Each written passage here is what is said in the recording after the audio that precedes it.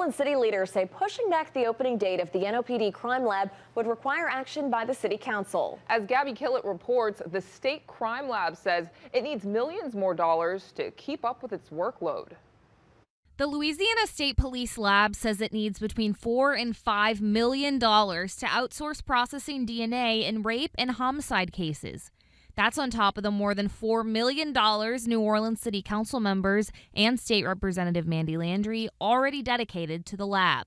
The additional funding is needed to continue processing DNA samples until NOPD's crime lab is up and running. A representative from that lab, led by Dr. Shamika Kelly, says Tuesday they now expect it to open in 2027.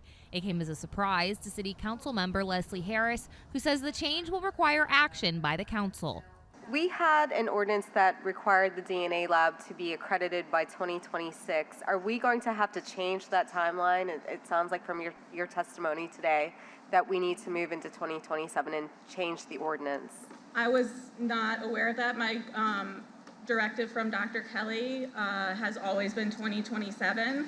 So I would assume 2027. Louisiana State Police Trooper Scott Davis said at the same meeting that NOPD sends untested DNA to their lab more than any other department in the state. Davis says the city and state funding has been essential in outsourcing much of the processing to labs in Florida and Virginia.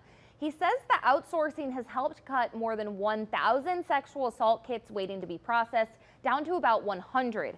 And the more than 4,600 case backlog statewide is now less than half that number. He says the lab is hiring 5 additional DNA analysts.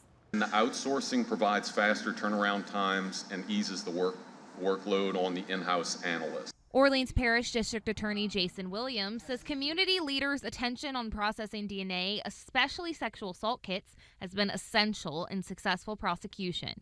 It is solid evidence that Orleans Parish juries will believe in and will feel confident in to come back with a unanimous verdict of guilty for a wrongdoer. But the millions of dollars state police requested would only go toward processing DNA for homicides and sexual assaults. Williams called on the city council to help the state expand its DNA processing to include other crimes. I think we can build on the momentum that we have made with the state police, that we've made with the council, to actually take us to the next level. Gabby Killett, Fox 8, Local First.